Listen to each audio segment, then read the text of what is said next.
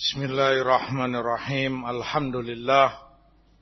Wassalatu wassalamu ala Rasulillah wa ala alihi wa sahbihi wa man wala wa la hawla wa la quwwata illa billah. Amma ba'd. Ahibbati fillah, ikhwani rahimani wa rahimakumullah. Melanjutkan kajian kita Syarhus Sunnah karya Al-Imam Al-Barbahari rahimahullahu ta'ala. Kita sampai pada penjelasan beliau.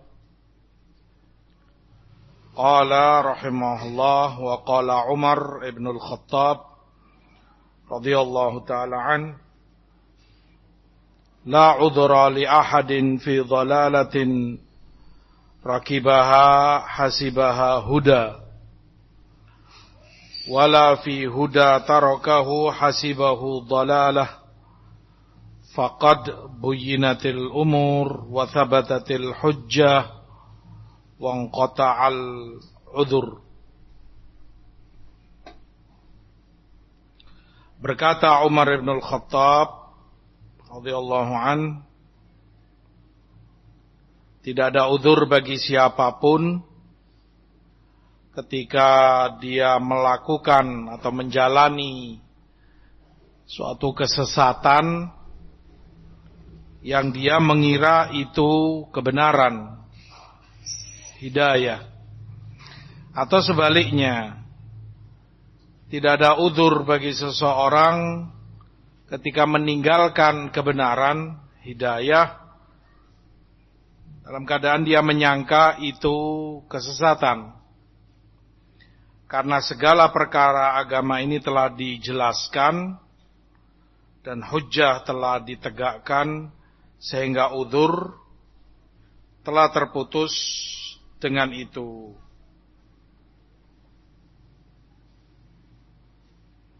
Demikian athar Umar ibn al-Khattab dibawakan oleh muallif Imam Barbahari rahimahullah tanpa sanad. Beliau langsung katakan, berkata Umar radhiyallahu ta'ala an. Athar Umar disebutkan oleh Umar ibnu Syaibah atau Umar ibnu Syabah dalam akhbar Madinah, tapi di dalam sanadnya ada inqita', terputus.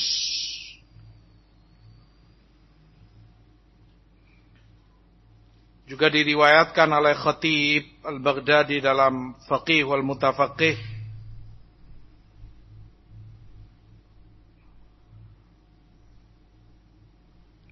Selain mereka, athar pula disebutkan oleh Al-Imam Abul Qasim At-Taimi dalam Al-Hujjah fi Bayanil Mahajjah, tapi juga tanpa sanad. Abul Qasim hanya mengatakan wa ruwiya an Umar, dan diriwayatkan dari Umar. Sanad tidak disebutkan. Juga Imam Ibn Battah dalam Ibanah, beliau bawakan sanad sampai kepada Auza'i rahimahullah. Kemudian Auza'i hanya mengatakan balaghahu anna Umar qala kadza, sampai kepadanya bahwa Umar berkata begini. Maka juga ada keterputusan sanad di situ. Sehingga dengan demikian athar belum didapati sanad yang jelas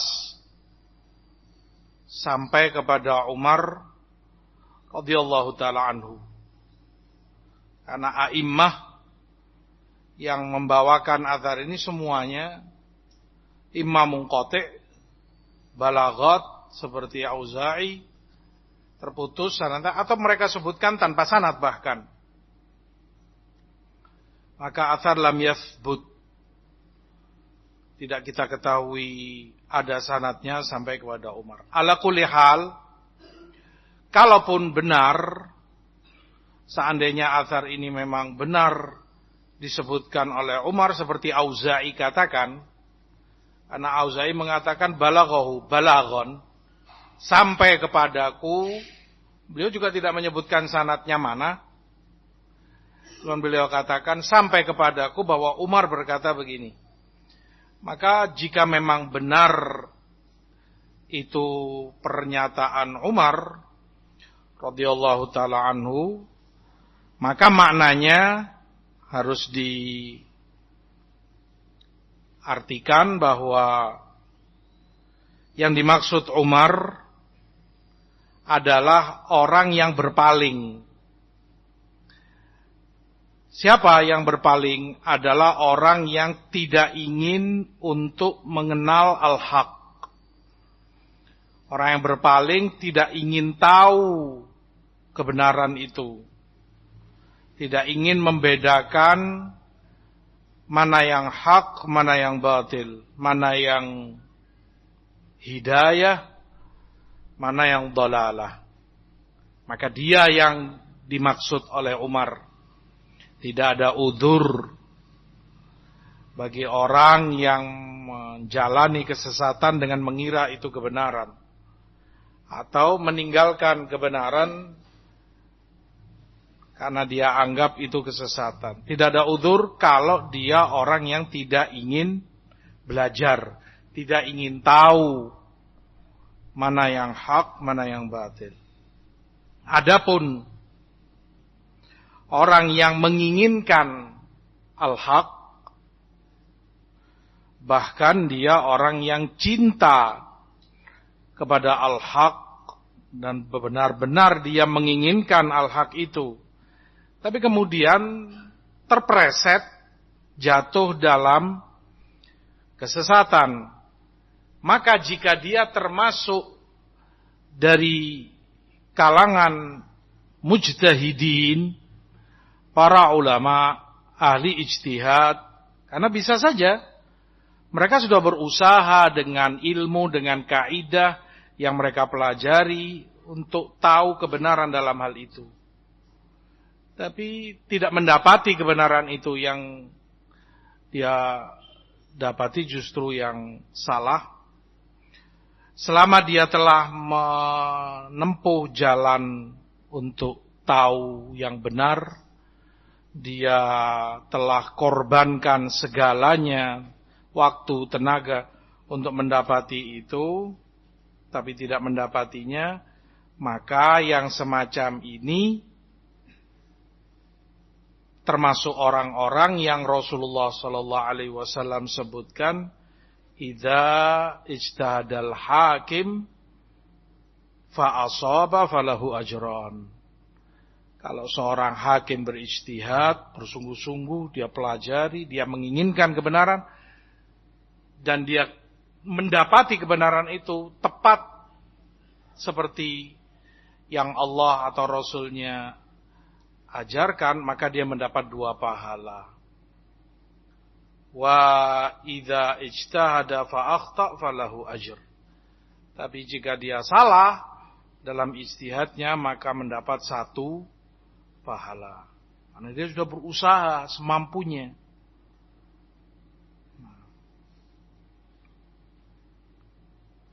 Sebagai pahala dari ijtihad yang telah dia kerahkan upayanya untuk mendapati kebenaran.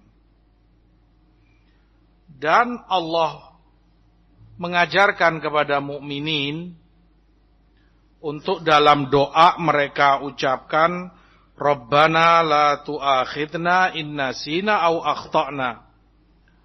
Wahai Rabb kami, jangan engkau hukum kami jika kami lupa atau jika kami salah.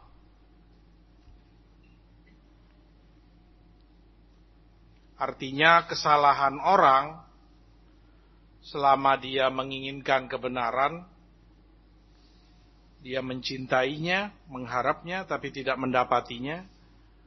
Allah ajarkan dalam ayat doa mukminin untuk diampuni oleh Allah Subhanahu wa taala. Dan di dalam hadis di Muslim, ma'ruf bagaimana Allah mengabulkan doa mereka.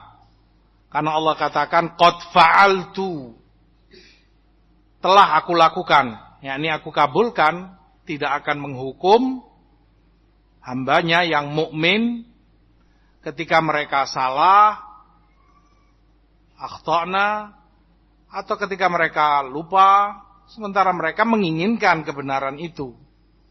Mereka berjuang untuk mendapatinya. Diampuni oleh Allah Subhanahu wa taala. Ini kalau dia mujtahidin. Adapun orang jahil,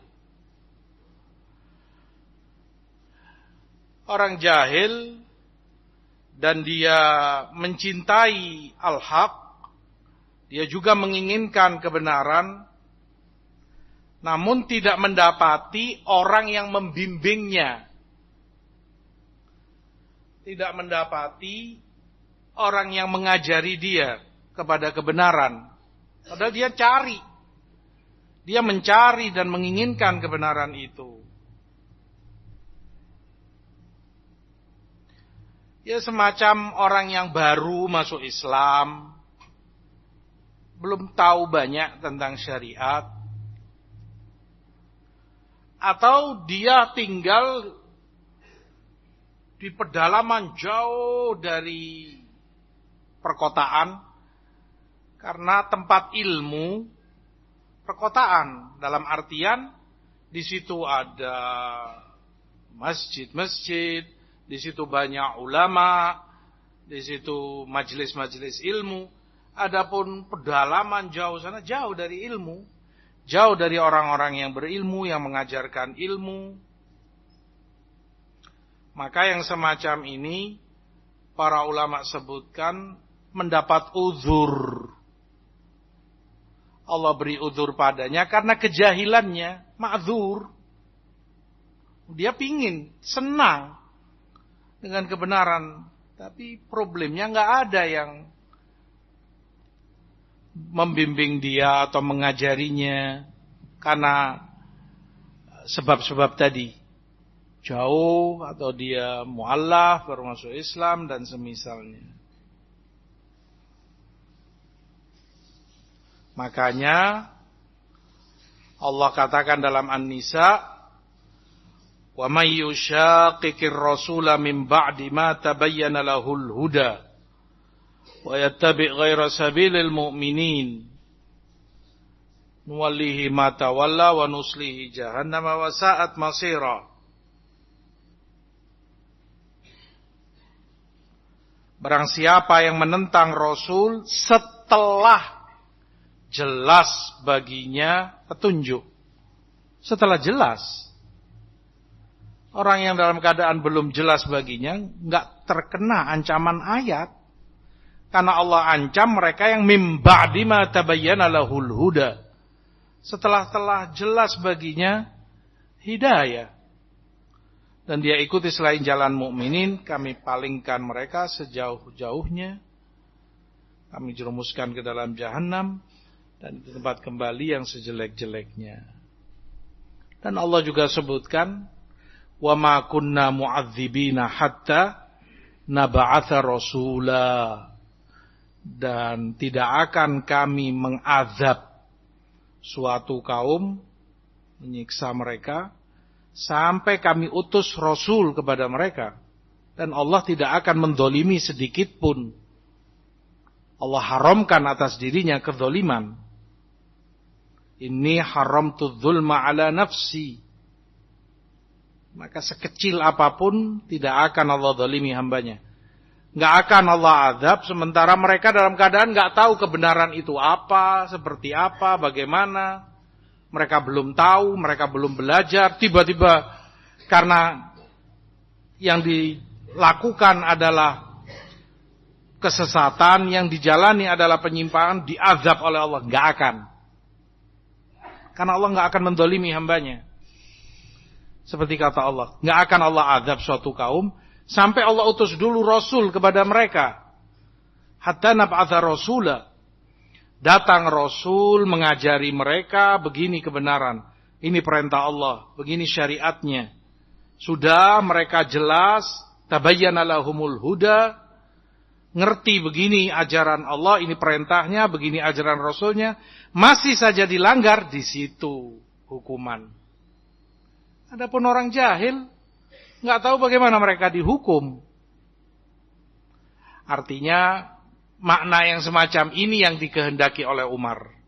Nggak mungkin seorang Umar radhiyallahu taala anhu menginginkan makna di luar ini. Sehingga orang yang jahil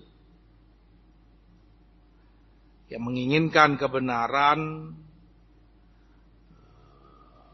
tidak terkena ancaman-ancaman ini, dan bukan mereka yang dimaksud oleh Umar dalam athar tadi. Kalaupun benar, sekali lagi, kalaupun athar Umar ini benar dari Umar, seperti kita tahu tadi, belum kita ketahui sanad yang nyambung sampai kepada Umar.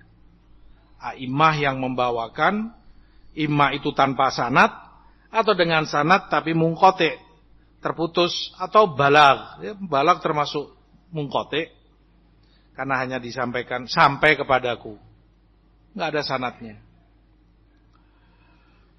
Sekali lagi, celaan ini dan yang dimaksud Umar bagi orang yang tidak menginginkan al-haq, berpaling, tidak menginginkan al-haq, tidak ingin belajar, tidak ingin tahu mana yang hak, mana yang batil. Dia lebih mengikuti hawa nafsunya sendiri. Merekalah yang Umar katakan tidak ada udzur baginya. Segalanya telah dijelaskan oleh Allah Subhanahu wa ta'ala.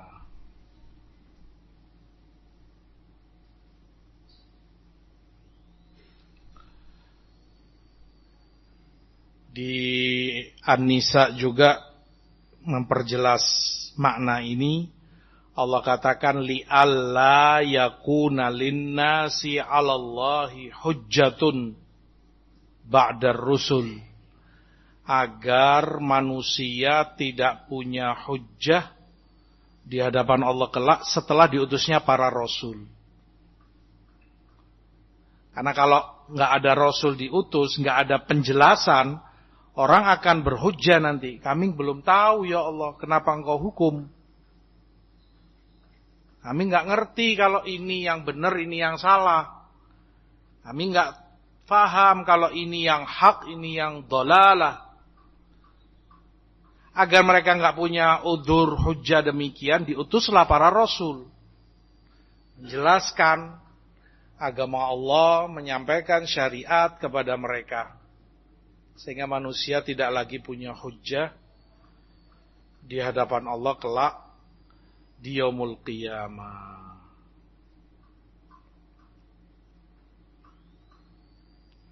Kemudian beliau lanjutkan, wa'lam rahimakallah anna ad-dina innama jaa'a min kibalillah tabaraka wa ta'ala. Dan ketahui, semoga Allah merahmatimu, bahwa agama itu datangnya dari sisi Allah tabaraka wa ta'ala. Lam yudha' ala uqulir rijal wa araihim. Tidak Allah jadikan agama itu berdasarkan akal dan logika manusia. Wa ilmuhu indallah wa inda rasulih. Dan ilmunya, ilmu tentang agama ini di sisi Allah dan di sisi Rasulnya.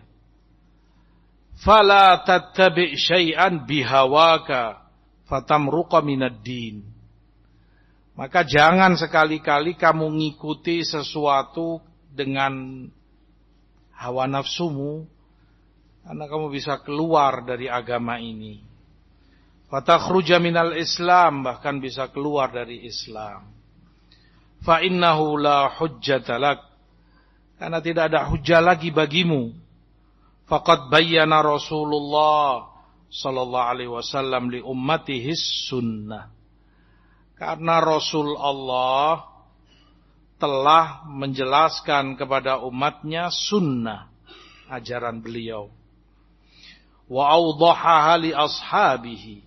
Beliau jelaskan sejelas-jelasnya kepada para sahabatnya. Wa humul jamaah, dan para sahabat itulah jamaah, dan telah lalu dalam poin yang lalu bahwa dasar al-jamaah adalah para sahabat Rasul SAW. Mereka patokannya. Wa humus sawadul a'zam. Wasawadul a'zam al-haqqu wa ahluhu. Sawadul a'zam adalah kebenaran dan orang-orangnya yang berdiri dan menjalankan kebenaran itu. Faman khalafa ashab Rasulillah fi syai'in min amrid din faqad kafar. Maka yang menyalahi para sahabat Rasulullah dalam perkara-perkara agama maka telah kufur. Dalam poin ini Al-Imam rahimahullah mentahdzir, mengingatkan kita dari mengikuti hawa nafsu. Dalam beragama jangan sekali-kali menggunakan hawa nafsumu. Dan beliau anjurkan perintah untuk selalu seorang muslim mengikuti apa yang diwahyukan Allah kepada Rasulnya. Berserah diri dan terikat dengan segala yang datang dari Rasulullah SAW. Karena itu yang namanya agama. Yang tidak akan Allah terima kecuali hanya itu.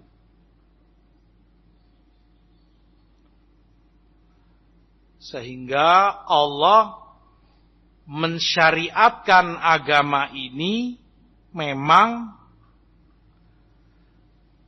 tidak dalam rangka supaya sesuai dengan kemauan dan tuntutan manusia.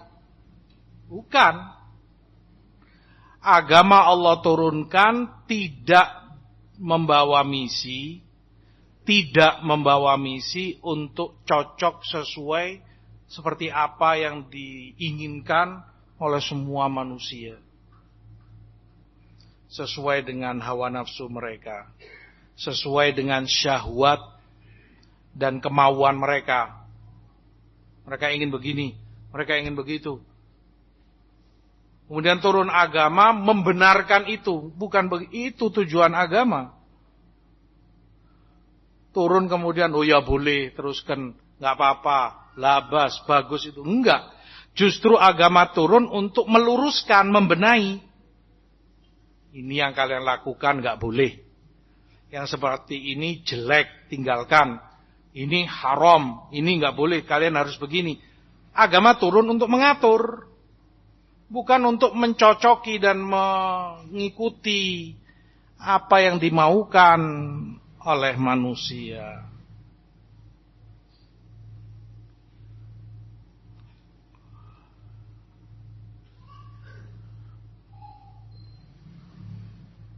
Di dalam An-Nisa 26-27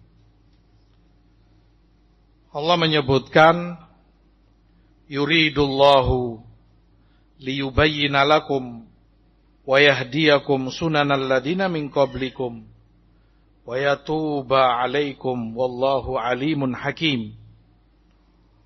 Allah menginginkan untuk menjelaskan kepada kalian menginginkan untuk memberi hidayah, petunjuk bagi kalian.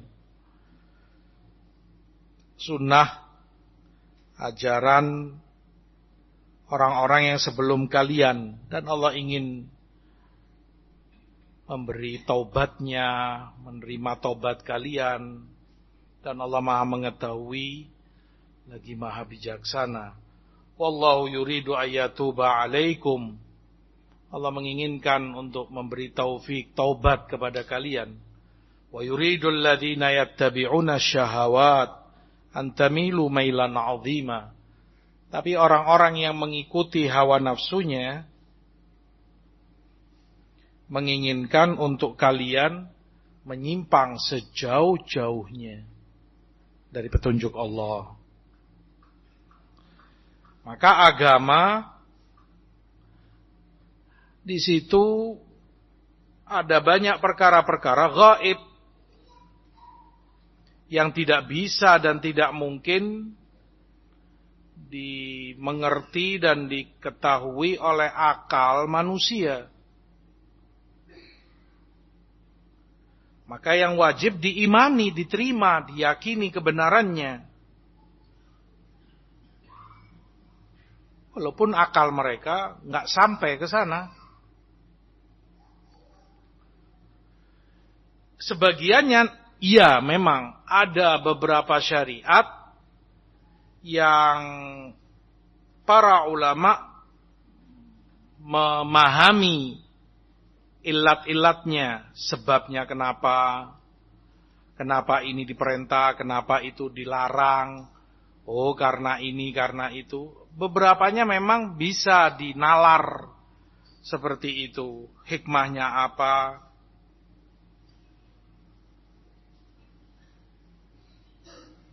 Yang jelas demikian manhaj para ulama salaf rahimahumullah.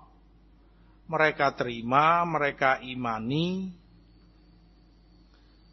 segala yang datang dari Allah, segala yang mereka dapati dari Rasulnya sallallahu alaihi wasallam. Dalam pernyataan Imam Barbahari rahimahullah, beliau ingin menjelaskan kepada kita pula bahwa akidah atau manhaj Ahlus Sunnah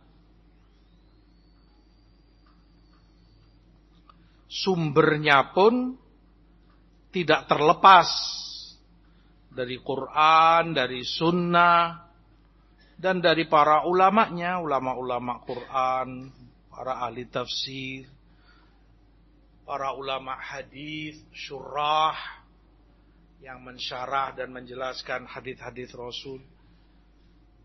Seperti yang Rasulullah katakan, "Faman yuridillahu bihi khairan yufaqihu fiddin." Maka orang yang Allah inginkan baginya kebaikan, Allah jadikan dia faqih dalam agamanya. Faqih sehingga dia mengerti itu yang dia pelajari, itu yang dia dalami. Tafsir ayat-ayat Quran, kaidah-kaidah ilmu Quran, hadis-hadis Rasul, ilmu sunnah,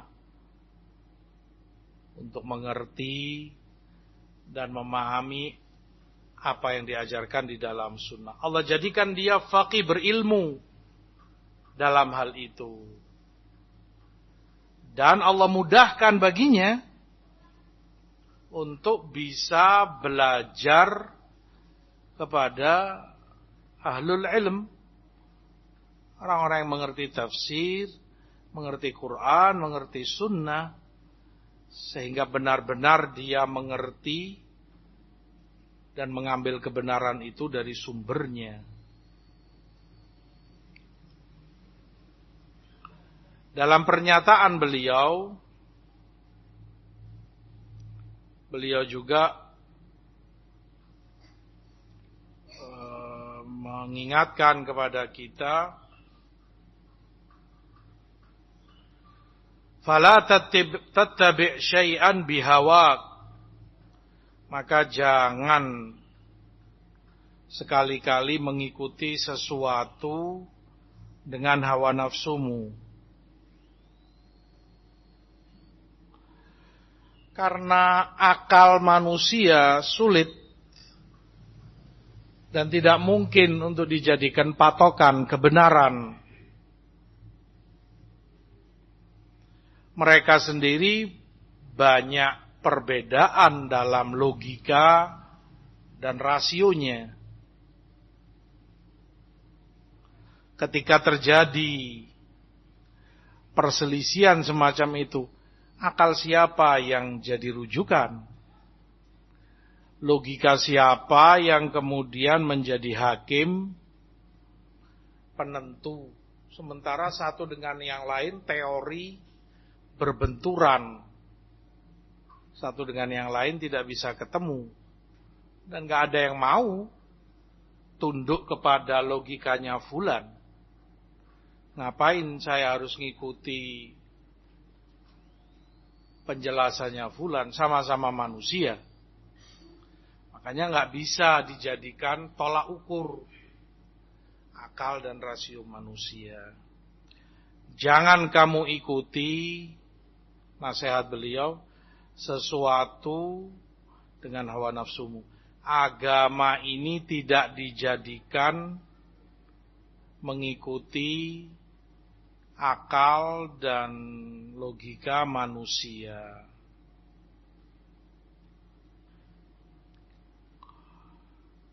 Di dalam Quran, ketika Allah menyebutkan orang-orang yang tertolak amalannya, Allah sebutkan Innad dina indallahil Islam. Agama di sisi Allah hanya Islam yang Allah terima. Wa man yabtaghi ghairal islami dina falan yuqbala minhu wa huwa fil akhirati minal khasirin. Dan yang menginginkan selain Islam sebagai agamanya, tidak akan Allah terima darinya. Dan di akhirat dia termasuk orang-orang yang merugi. Na'udzubillah. Masuk dalam ayat ini dua kelompok manusia. Para ulama sebutkan. Yang pertama kufar, non-muslim. Yabtaghi ghairal islami dina. Karena yang mereka lakukan bukan dari Islam. Iman saja mereka tidak. Maka enggak akan Allah terima. Wa ma mana'ahum an tuqbala minhum nafaqatuhum illa annahum kafaru billah. Tidak ada yang menghalangi untuk infak mereka itu diterima oleh Allah kecuali karena mereka kufur kepada Allah. Padahal non-muslim kan juga adalah yang berbuat kebajikan dalam pandangan manusia. Sosial, mungkin ada bencana alam misalnya. Ya mereka berbuat baik, bantu memang, dan itu kan kebaikan dalam Islam. Mungkin bangunkan rumah, obat-obatan, makanan, apalah. Itu kan kebaikan. Infak dari mereka belanjakan hartanya. Semestinya menjadi pahala besar. Tapi ditolak oleh Allah. Karena kufurnya. Menginginkan Islam selain agamanya. Nggak akan Allah terima. Yang kedua, kelompok kedua adalah dari kalangan muslimin. Mereka muslim, beriman. Tetapi yang dia lakukan, amalan yang dia kerjakan tidak sebagaimana dicontohkan Rasul sallallahu alaihi wasallam. Karena yabtaghi ghairal islami dina, menginginkan Islam selain agamanya, Islam yang dimaksud oleh Allah adalah Islam yang dibawa oleh Muhammad sallallahu alaihi wasallam. Islam yang diajarkan oleh Rasulullah Muhammad sallallahu alaihi wasallam. Dia menginginkan selain itu, walaupun dia muslim, dia mukmin, beriman, tapi yang dia amalkan ibadah ini, ibadah itu, dia kerjakan ini, dia kerjakan itu. Sementara Rasulnya tidak mengajarkan demikian, tidak akan Allah terima. Dua kelompok manusia yang merugi. Tentunya yang pertama jauh lebih besar kerugiannya, karena dia kufur. Nas'alullah al-afiyah wassalam. Maka jangan kamu ikuti sesuatu dengan hawa nafsumu, kamu akan lepas dan keluar dari agama ini. Mengikuti hawa nafsu bisa menyeret orang sampai kepada kekufuran. Kapan? Kalau memang dia sifatnya menentang atau menghalalkan saat dia melanggar dan menyalahi nusus, dalil. Boleh, halal baginya. Maka dengan ini bisa terjatuh dia dalam kekufuran. Menentang dan menghalalkan perbuatannya yang melanggar nusus Quran atau sunnah. Bisa pula dengan itu mengikuti hawa nafsu menyeret dan menjatuhkan kepada dhalalah, kesesatan. Artinya nggak sampai jatuh kepada kekufuran. Nggak sampai jatuh pada kekufuran. Kapan? Saat orang masih dia menghormati nusus. Dia memuliakan. Di atas kepalanya dia hargai dan dia agungkan. Ini nas, ini ayat Quran, ini hadis Rasul SAW. Tapi dia terjatuh. Dia lakukan yang menyalahi nusus tersebut. Dan dia tidak menghalalkan yang semacam itu.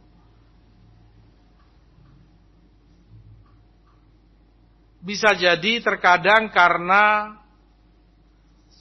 kalah oleh syahwatnya.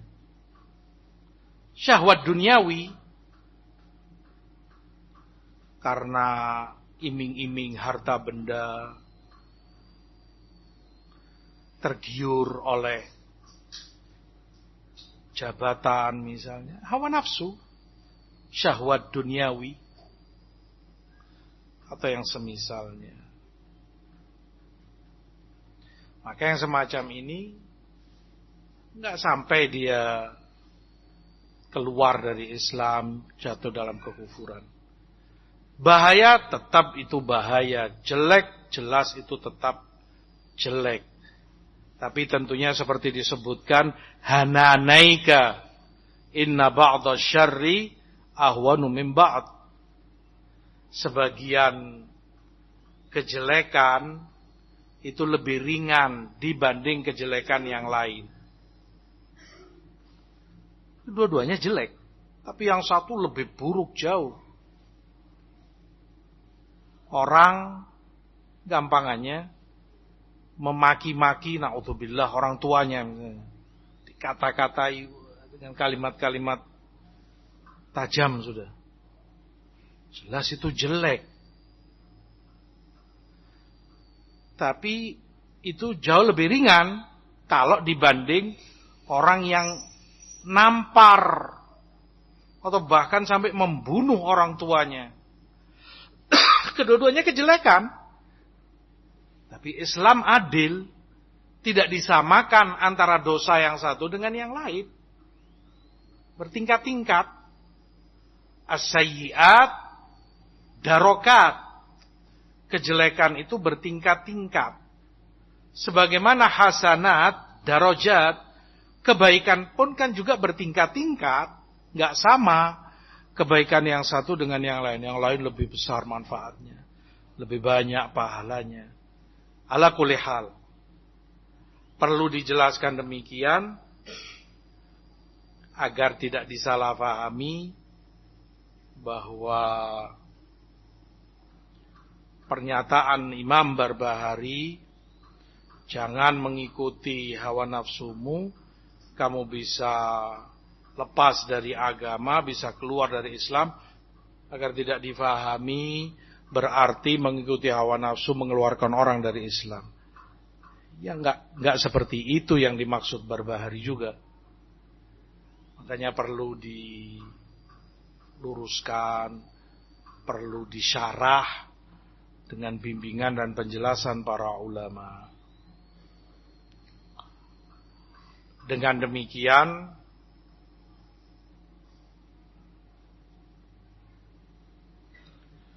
apa yang beliau katakan, Rasulullah telah menjelaskan sunnah kepada umatnya. Beliau telah sampaikan dengan jelas kepada para sahabatnya, fa innahu la hujjata lak, maka tidak ada lagi hujjah bagimu. Maka celaka bagi orang yang telah tampak jelas baginya hujjah, faham dia dalil, tapi tetap saja dia melanggarnya, tetap dia menyalainya, karena lebih mengutamakan hawa nafsunya.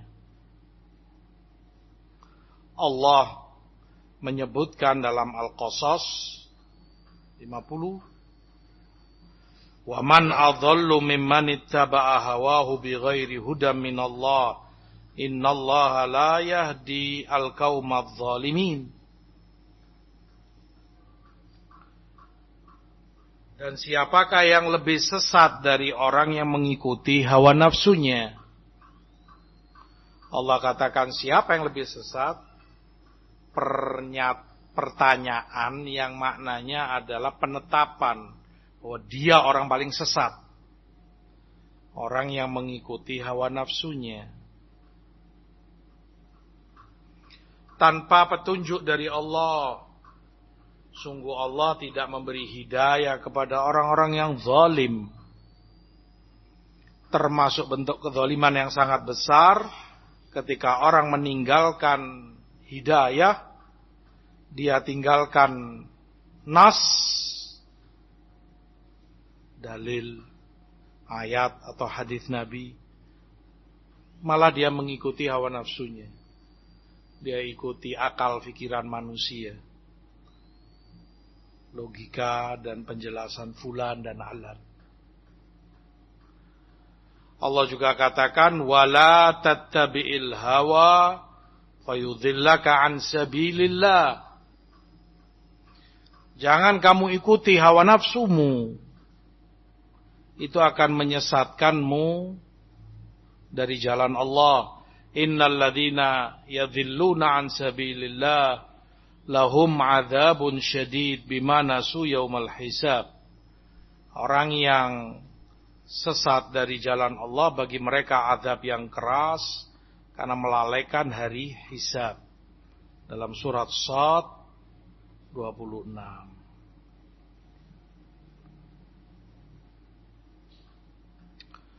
Wahumul jamaah, wahumus sawadul a'zam. Maka mereka inilah para sahabat Nabi, para tabi'in, para imam-imam setelah mereka. Mereka adalah al-jamaah. Mereka adalah sawadul a'zam. Sawadul a'zam, kata Barbahari, al-haq wa ahluh. kebenaran dan orang-orangnya yang berada di atas kebenaran.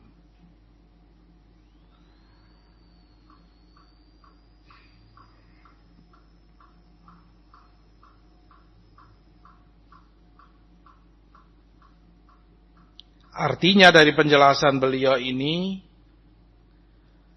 bahwa ahlus sunnah wal jamaah atau as-sawadul a'zam bukan seperti yang difahami sebagian orang, wasawadul a'zam itu mayoritas.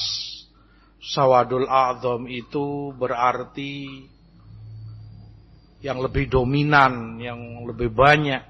Bukan. Makanya beliau jelaskan kebenaran dan orang-orangnya. Artinya di setiap zaman, di setiap tempat, dimanapun itu, walaupun mereka kalau secara jumlah minoritas, mungkin secara jumlah minoritas dibanding yang lain. Yang lain lebih banyak. Tetapi di dalam Islam, dalam syariat Allah, patokan itu tidak dijadikan pada kebanyakan. Barometernya bukan mayoritas. Bahkan Allah katakan, wa ma aktsarun nasi walau harasta bimu'minin. Mayoritas manusia walaupun kamu sudah berusaha dan berjuang sekuat tenaga, enggak akan mereka beriman. Mayoritas. Juga di dalam Al-An'am, wa in tuti aktsara man fil ard yudhilluka an sabilillah. Kalau kamu mentaati mayoritas manusia yang ada di muka bumi ini, akan menyesatkanmu dari jalan Allah. Maka dicela oleh Allah. Ayat kan mencela. Nah, maka ukurannya bukan jumlah, bukan mayoritas, bukan karena banyak. Kalau memang ahlul haq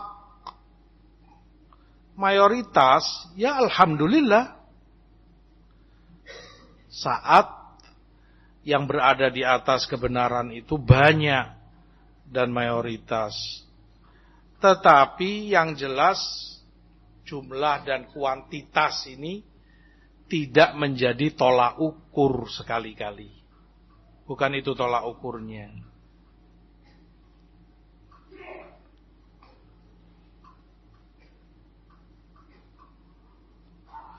Oleh karena itu, Imam Barbahari perlu menjelaskan bahwa sawadul a'zam adalah al-haq wa ahluh. Kebenaran dan orang-orangnya. Walaupun minoritas. Walaupun sedikit. Bahkan walaupun kamu seorang diri. Selama kamu berpijak di atas kebenaran.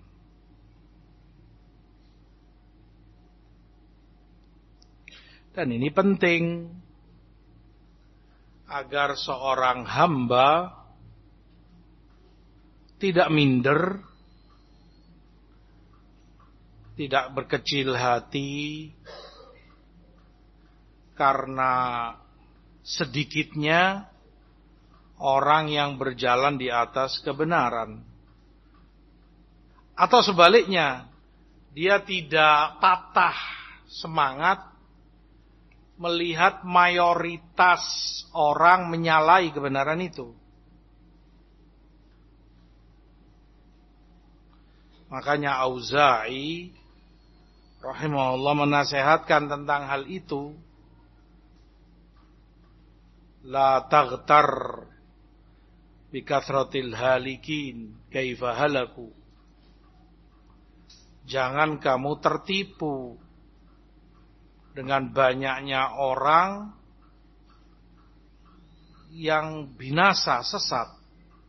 Bagaimana mereka bisa binasa? Kan bahasa orang seperti itu. Masa orang segitu banyak salah semua? Sekian banyak orang mengamalkan ini salah semua, nggak benar. Kemudian kalian yang cuma segelintir orang, kalian sendiri yang benar. Makanya Auza'i katakan, jangan kamu tertipu dengan banyaknya orang yang tersesat. Bagaimana mereka bisa sesat?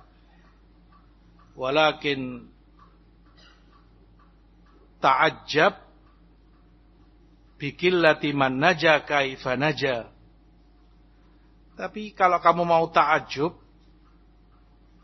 kepada orang-orang yang sedikit, bagaimana mereka bisa selamat.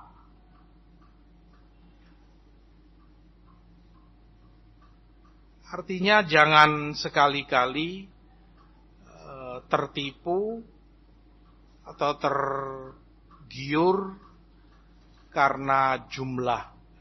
Bukan itu ukurannya.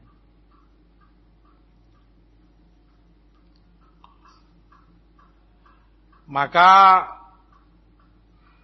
seorang hamba yang menginginkan keselamatan dunia dan akhiratnya, kewajiban dia untuk berpegang teguh, sibuk mempelajari, membaca, menghafal kitabullah, Al-Quran, Al-Karim. Kemudian sunnah-sunnah Rasulnya sallallahu alaihi wasallam. Sibuk mengurusi itu. Sibuk belajar itu. Sahih Bukhari, Sahih Muslim, Sunan, Abu Dawud, Nasai, Tirmidzi, Ibnu Majah, Musnad Ahmad, dan kitab-kitab hadis yang lain, Musannaf Abdul Razzaq, Musannaf bin Abi Syaibah. Atau begitu pula dia ambil dan dia pelajari dari kitab-kitab para imam yang mewariskan akidah ini atau syariat ini dalam karya-karyanya. Kitab Syariah, Imam Ajurri, Sunan Ad-Darimi, Musnad Ahmad, As-Sunnah Al-Lalikai, Ibana, Ibnu Battah dan yang lainnya. Dia sibuk mempelajari itu. Karena di situ kebenaran dituangkan. Itu yang diwariskan oleh para imam dan para ulama Islam.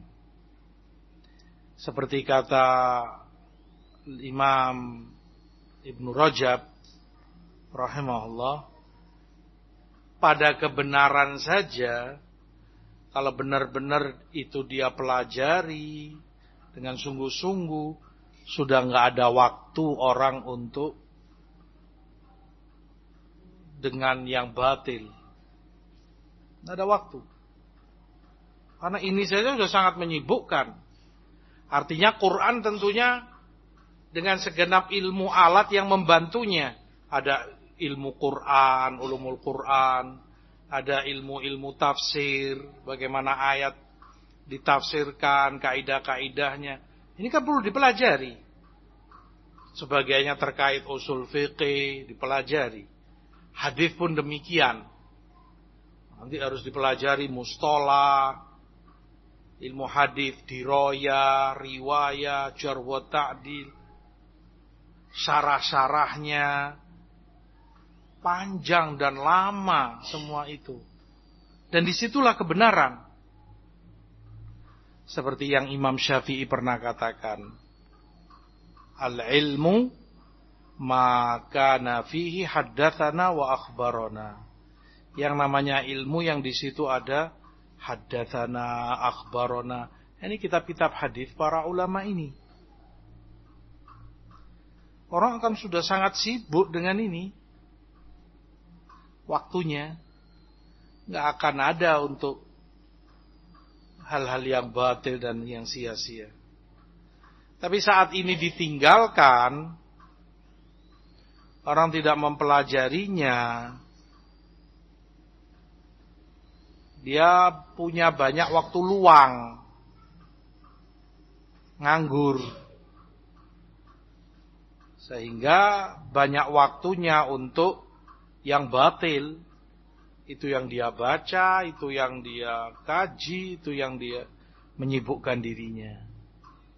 Karena memang dia orang yang pengangguran dan tidak tersibukkan dengan yang hak. Ala kulli hal, kitab-kitab a'immah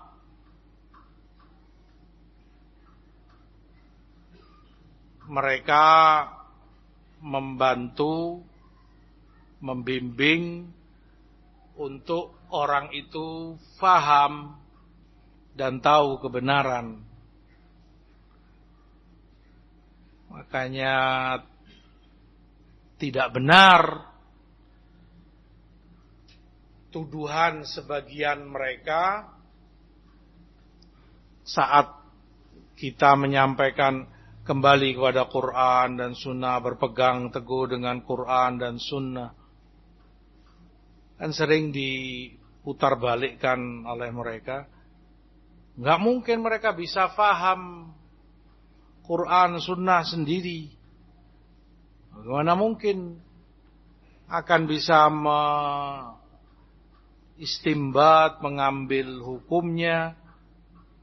Tentu ini pembodohan. Saat dikatakan, saat para ulama mendakwahkan kembali dan berpegang teguh kepada Quran dan Sunnah, bukan berarti menyisihkan dan menyingkirkan semua kitab dan jeripaya para ulama dan imam-imam Islam. Mereka dibutuhkan. Dan gak mungkin kita bisa mengerti itu tanpa bimbingan mereka.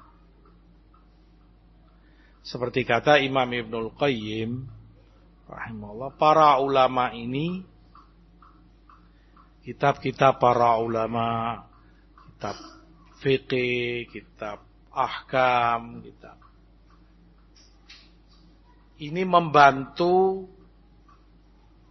menunjukkan arah kepada kita untuk sampai kepada kebenaran. Begini loh kebenaran itu. Di sini. Layaknya seperti bintang-bintang di langit saat malam membantu untuk kamu tahu arah kan. Apalagi kamu di alam lepas sana, tengah hutan atau tengah laut, kamu mau sholat nggak tahu barat ini mana. Bintang-bintang itu membantu kamu. Oh ini rasinya, arahnya. Berarti barat itu arahnya ke sana. Berarti timur ke sana, utara berarti sana. Berarti kiblat ke sana. Terbantukan dengan bintang-bintang ini dan dibutuhkan. Kalau enggak dari mana bisa tahu? Orang buta di alam terbuka seperti itu, buta tentang arah, enggak ngerti. Bintang ini yang membantu dia. Ke sana loh arahnya. Seperti itu kurang lebihnya. Banyak membantu mengarahkan kita dan membimbing kita untuk sampai pada kebenaran. Namun saat orang di hadapan Ka'bah yang nggak benar masih bingung mengurusi bintang. Ini sekarang kamu sudah di Mekah, di depanmu ada Ka'bah, mau sholat, sebentar tak ngelihat bintang dulu. Ini arah ke Mekah, arah barat. Mana ini? Ya akhi, Ka'bah di depan matamu. Ngapain kamu melihat bintang?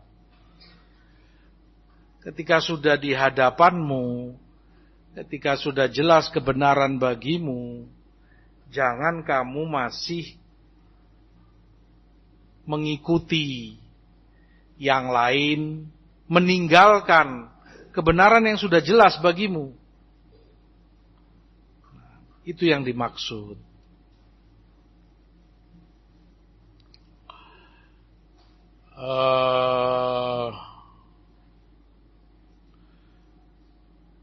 Kembali Imam Barbahari menyebutkan faman khalafa ashaba Rasulillah fi syai' min amri din faqad kafar. Yang menyalahi para sahabat Rasul dalam sedikit saja urusan agamanya, dia telah kufur. Ini juga tahdzir, peringatan keras dari beliau bagi orang yang dengan sengaja menyalahi para sahabat Rasulullah.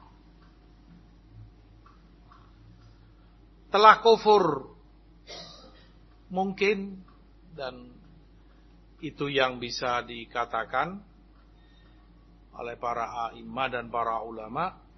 Yang dimaksud barbahari adalah kufur asghar. Yang dimaksud telah kufur adalah kufur asghar. Karena kalau itu kufur akbar yang mengeluarkan orang dari Islamnya, itu hanya pada perkara saat orang terang-terangan menyalahi perkara yang diketahui jelas, maklum di dalam Islam. Seperti mencela Allah, na'udzubillah, mencela agamanya, mencela Rasulnya sallallahu alaihi wasallam, atau mempermainkan, memperolok-olokkan Allah dan Rasulnya. Karena ma'ruf dan maklum, kemuliaan Allah begitu besar di hati setiap muslim.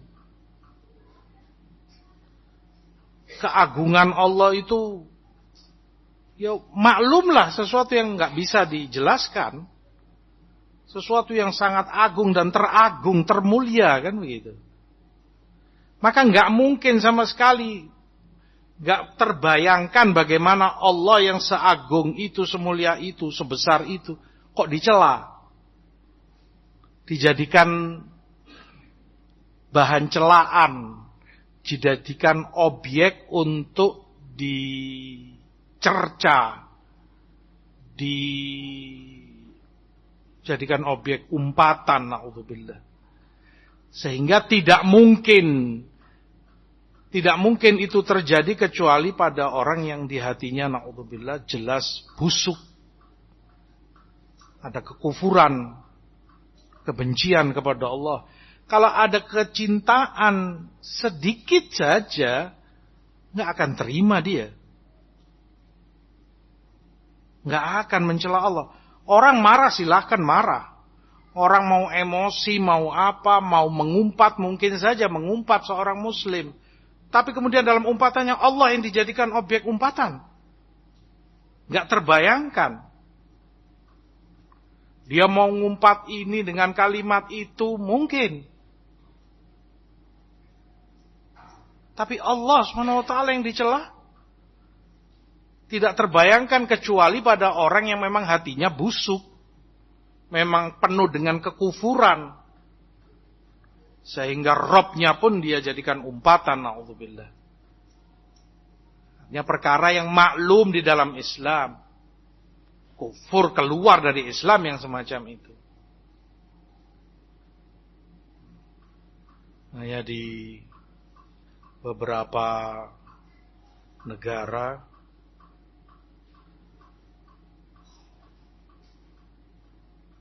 di rapat Senat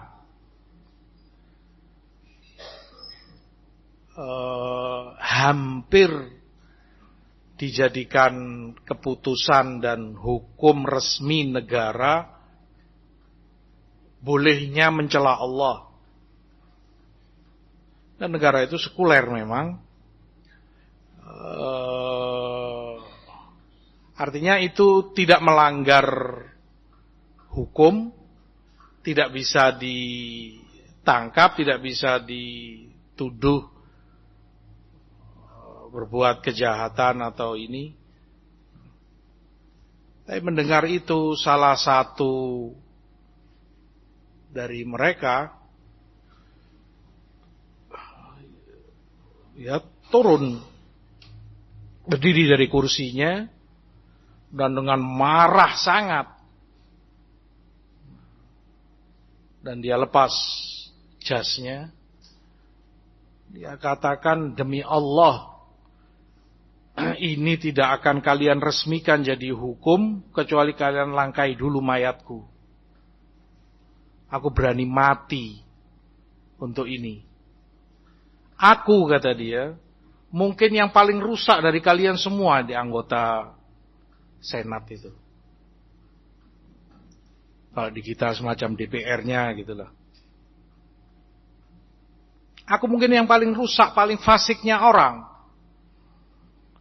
Tapi untuk dicela Allah SWT kalian bolehkan.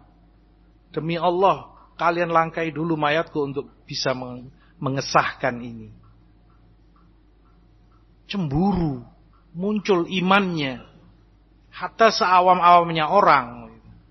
Asy-syahid menunjukkan yang semacam itu na'am. Kufur. Tapi seperti yang Imam Barbahari sebutkan, menyalahi para sahabat Rasul. Karena banyak bentuk orang menyalahi para sahabat. Semata-mata dia menyalahi para sahabat dalam masalah-masalah tertentu dalam agama, enggak sekonyong-konyong kemudian dia dikatakan kufur, dalam artian keluar dari Islam, kafir. Banyak akhirnya yang murtad dan kufar. Dan bukan itu yang dimaksud oleh Barbahari. Atau kalaupun diarahkan, beliau katakan kufur, mungkin yang dimaukan beliau kufur asghar. Karena kita tahu kekufuran ada dua, ada kufur asghar, tidak sampai mengeluarkan orang dari Islamnya. Ada kufur akbar, wal'iyadzubillah, yang sampai mengeluarkan orang dari Islamnya. Sepertinya terulang sekian kali dalam beberapa poin yang kita lewati barusan dari awal, pernyataan Imam Barbahari rahmatullah alaihi rahmatan wasi'ah, afallahu anhu wa ghafara lahu, semoga Allah rahmati, semoga Allah ampuni beliau. Terulang sekian kali pernyataan beliau kufur. Kemudian seperti ini kufur. Kemudian seperti ini kufur. Maka tadi perlu diluruskan agar sesuai dengan manhaj dan akidah Ahlus Sunnah, akidah salaf rahimahullah. Maka kesimpulannya satu, mungkin yang beliau maksud, yang beliau inginkan kufur kalau yang diingkari, yang dilanggar sesuatu yang merupakan itu akidah dasar di dalam Islam.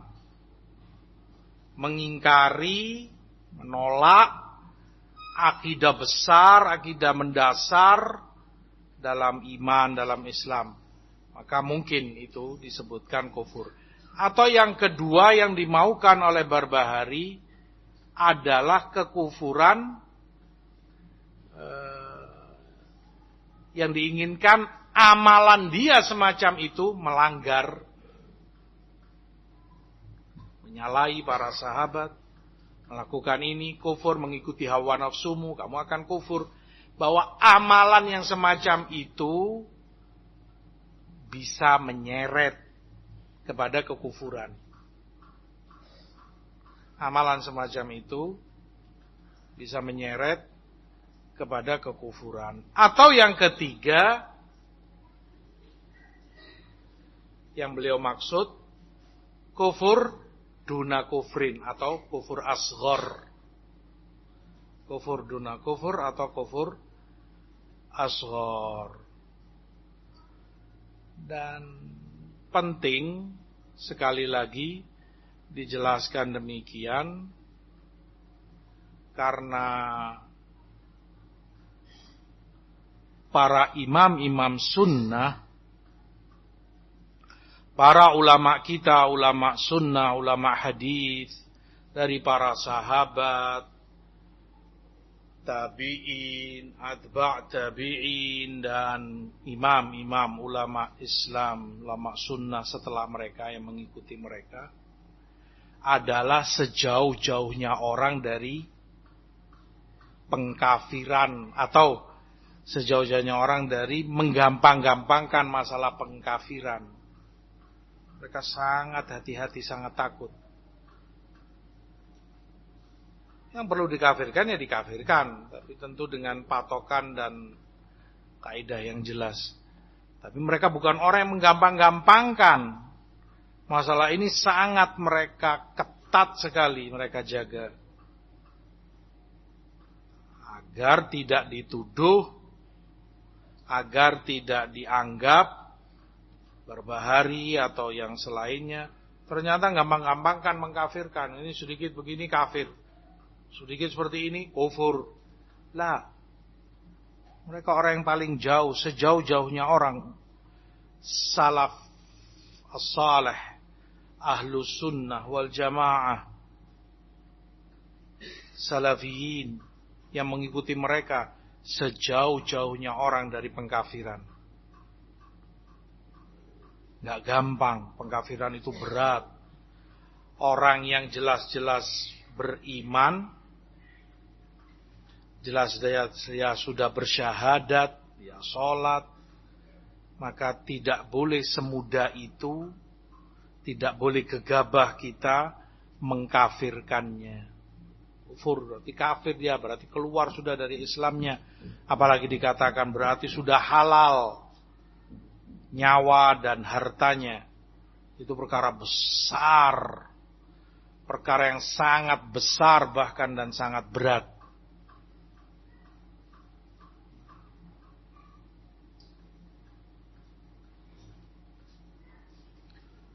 Demikian perlu didudukkan dan dijelaskan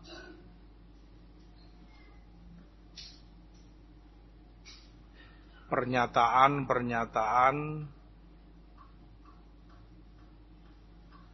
yang tersebutkan dari beberapa imam dan para ulama sunnah.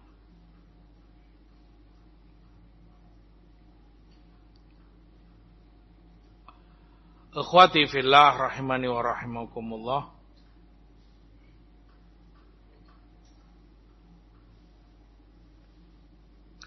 Apa yang disebutkan oleh Imam Barbahari rahimahullah, ketahui, semoga Allah merahmatimu, bahwa agama adalah yang datang dari sisi Allah, tidak diletakkan sesuai dengan akal pikiran manusia, bukan produk akal manusia, tidak mengiyakan dan mengikuti semua kemauan dan keinginan manusia. Allah telah sebutkan, ya bani Adam, imma ya'tiyannakum rusulun minkum yaqussuna alaikum ayati. Wahai bani Adam, imma jika datang para rasul dari kalian membacakan ayat-ayat kami, famanittaqa wa aslaha fala khaufun alaihim walahum yahzanun. Maka barang siapa yang bertakwa dan dia berbenah diri, membenahi dirinya, maka tidak ada takut baginya, tidak pula dia bersedih. Dalam Al-A'raf 35. Juga Allah katakan dalam Al-A'raf ayat 3, ittabi'u ma unzila ilaikum mir rabbikum. Ikuti yang Allah turunkan kepada kalian. Allah katakan ikuti. apa yang Allah turunkan kepada kalian itu yang Allah perintahkan kepada mukminin untuk mereka ikuti perintah dari Allah agar mereka berjalan di belakang wahyu yang Allah Subhanahu wa taala turunkan kepada mereka. Ittabi'u, diperintahkan mereka untuk ittiba'. Dan itulah inti daripada agama. Di ayat juga Allah sebutkan, Inna anzalna ilaikal kitaba bil haqq. Kami menurunkan kepadamu Alkitab ini, Quran, dengan hak. Litahkuma bainan nas bima arakallah wala takun lil khainina khasima. Litahkuma bainan nas, kami turunkan Quran ini kepadamu, litahkuma bainan nas, agar engkau jadikan hukum di tengah umat manusia. Bima arakallah, engkau selesaikan, engkau hukumi dengan yang Allah tunjukkan kepadamu, dengan ayat-ayat itu yang Allah turunkan. Bima arakallah, fa'ilnya Allah, arakallahu, yang Allah tunjukkan kepadamu. Jadikan itu sebagai hakim, sebagai penentu, sebagai hukum yang menyelesaikan segala perbedaan dan perselisihan di tengah umat manusia. Asyahid, di dalam ayat jelas Allah tidak memerintahkan Rasulnya,